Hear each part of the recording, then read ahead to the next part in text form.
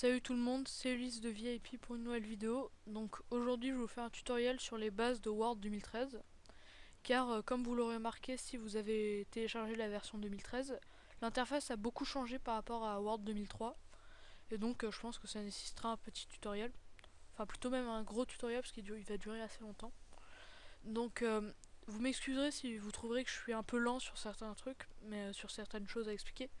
Mais c'est vraiment un tutoriel pour les débutants, donc il va falloir vraiment je vais prendre le temps pour bien expliquer. Donc pour commencer, on ouvre Word 2003. Voilà, voilà démarrage. Donc comme vous le remarquez, on n'arrive pas directement sur une page blanche, mais on arrive sur des types de documents. Donc par exemple, vous voyez, on a un billet de blog, euh, un prospectus, un résumé, un CV, vous voyez, plein de documents. En fait, c'est fait pour vous faciliter la vie, c'est-à-dire pour vous aider et pour avoir la, la mise en page déjà faite quoi à l'avance. C'est pour vous aider, ça a été préparé à l'avance et donc c'est censé vous aider. Mais bon, moi pour la vidéo, je vais juste ouvrir un document vierge, voilà. Donc, comme vous le remarquez, auparavant, on avait vous voyez, les onglets là, vous voyez ceux-là. Avant, on déroulait et on devait cliquer sur ces onglets, puis dérouler quelque chose pour sélectionner une fonction. Alors maintenant, il suffit juste de cliquer sur un onglet pour avoir toutes les fonctions réunies. Donc par exemple, ici, vous voyez, on a toutes les fonctions ici. Donc là, vous changez la police. Vous voyez, donc moi je vais prendre le Times New Roman. Vous pouvez changer la taille de la police. Je vais mettre 14 par exemple. Vous pouvez définir si votre police sera en gras en cliquant ici, en italique en cliquant ici, ou la souligner écrivant ici, en cliquant ici, je veux dire. Après, vous pouvez définir si vous voulez barrer quelque chose. Après, ça c'est pour les indices et pour les carrés, enfin pour les exposants. Et c'est pour faciliter les choses en mathématiques, vous voyez.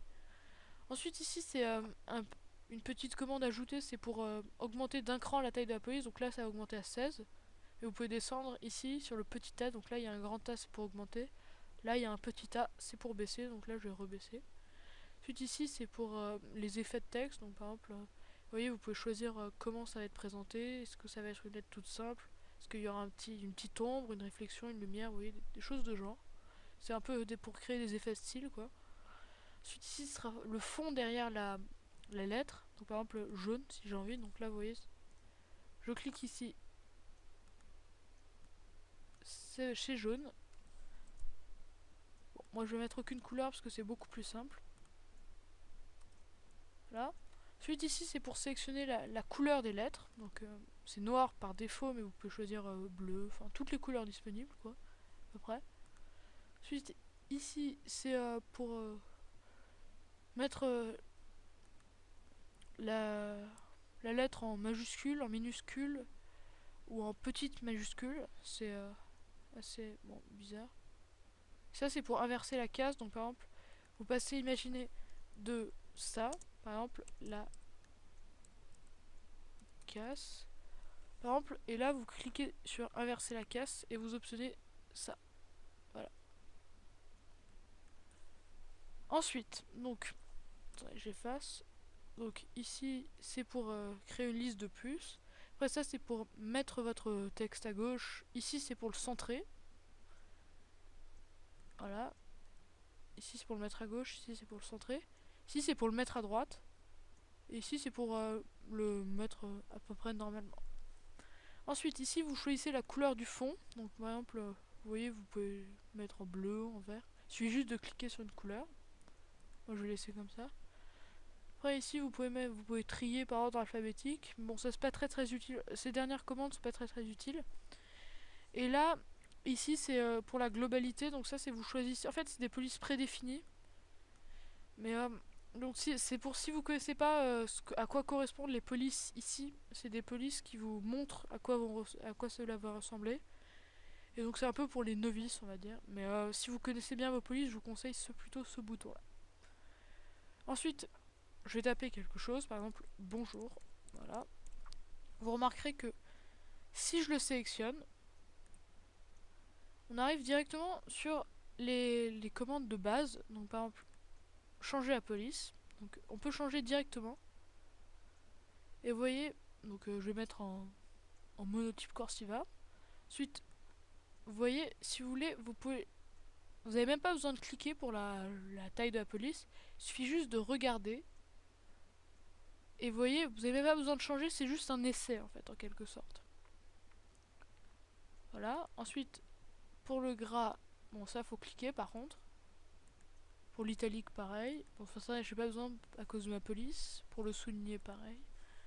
En fait vous pouvez modifier les lettres si vous surlignez. Il suffit maintenant juste de surligner. Si vous surlignez aussi, vous remarquerez que ici il y a un bouton copier et coller.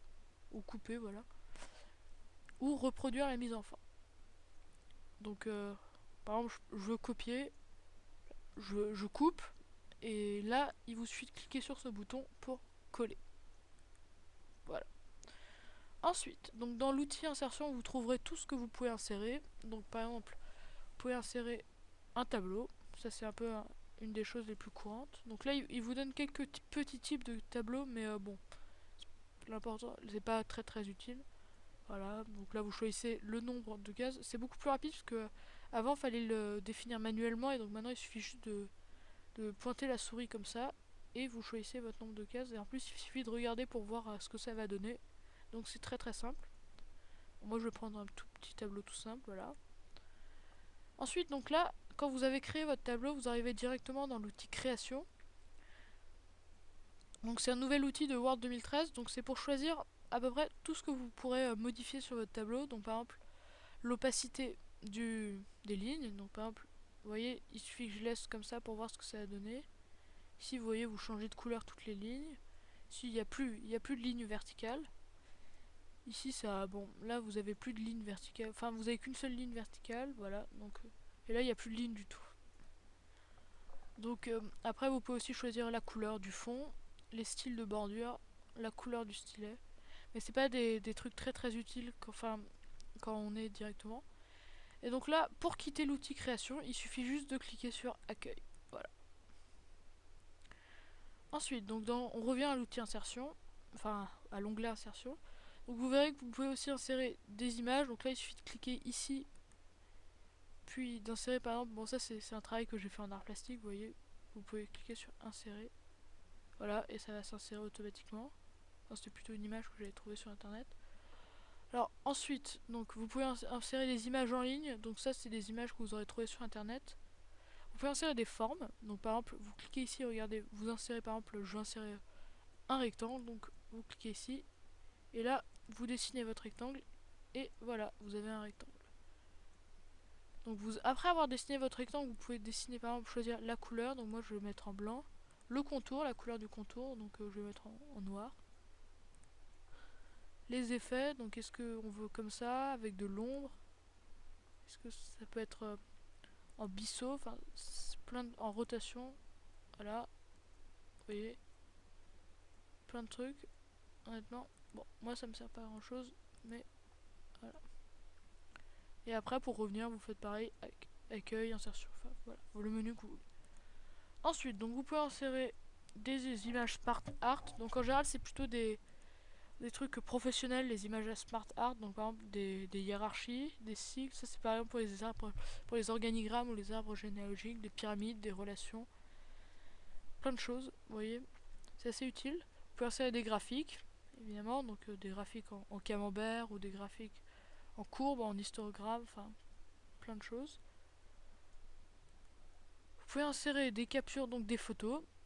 Vous pouvez insérer une vidéo, donc ça c'est une fonction nouvelle, donc c'est assez bien. Ensuite vous pouvez aussi insérer des trucs classiques comme les liens hypertextes, des signets, des renvois ou des commentaires. Et vous pouvez insérer des en-têtes, par exemple des numéros de page. Donc ça par exemple, ça c'est des fonctions connues. Donc par exemple, vous pouvez choisir le pied de page et d'en-tête. Ah, attendez, je reviens à insertion, voilà. Vous pouvez choisir d'insérer un en-tête. Vous voyez, c'est bon. C'était ce que réunissait autrefois le menu déroulant en tête et pied de page. D'ailleurs, comme vous le remarquez, tous les menus en fait qui autrefois étaient horizontaux je veux dire verticaux, sont maintenant horizontaux et dans la petite barre d'outils ici. Ensuite, donc dans le menu création, ça c'est pour modifier le style dans la globalité. Donc ça faut l'utiliser quand on a vraiment écrit quelque chose de conséquent, pas un petit truc. Enfin, ça c'est pour donner par exemple un aspect plus professionnel ou un aspect plus joyeux à votre texte. Ensuite dans mise en page, donc ça c'est pour modifier globalement, enfin ça c'est pour modifier les espacements, les choses de ce genre. Par exemple vous voulez avoir un texte, vous voulez donner plus de place à votre texte. Vous cliquez sur marge, vous cliquez sur étroite, et donc là vous voyez le tableau a bougé et il s'est retrouvé un peu plus en haut et un peu plus à gauche. Vous voulez modifier par exemple la taille des feuilles, l'orientation, donc si vous voulez horizontaux ou verticaux. Vous voulez des colonnes, des sauts de page, les numéros de ligne, les retraits, enfin, plein de choses. Donc ensuite référence, donc ça bon c'est pas très utile, mais c'est pour en fait insérer des notes et ajouter des choses en bas de page. Donc bon ça je pense pas, enfin pour le moment c'est pas une base. Après publie postage, ça c'est pour les lettres et les, donc c'est pour par exemple mettre des destinataires, des dates et des choses de genre. Ensuite révision, donc par exemple si vous faites une faute d'orthographe, ça vous sera utile. Donc par exemple regardez, je vais mettre vous êtes point je suis, voilà. Ah, attendez.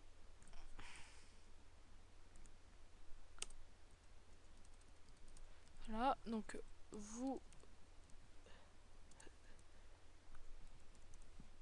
êtes point, voilà. Donc là vous voyez j'ai fait une faute. Donc vous cliquez sur là donc dans révision, vous cliquez sur l'onglet ABC grammaire et orthographe. Vous voyez, et donc là il vous donne des suggestions. Et donc il vous donne les propositions et en plus les définitions avec, et il vous explique pourquoi. Donc vous pouvez évidemment ajouter ces mots au vocabulaire, par exemple si c'est des noms propres ou des choses de genre, parce qu'en général c'est pas reconnu. Donc par exemple vous voyez, vous cliquez sur add et vous cliquez sur modifier, et voilà. Et donc là ils vous disent que ça a été la vérification grammaticale et orthographique a été terminée.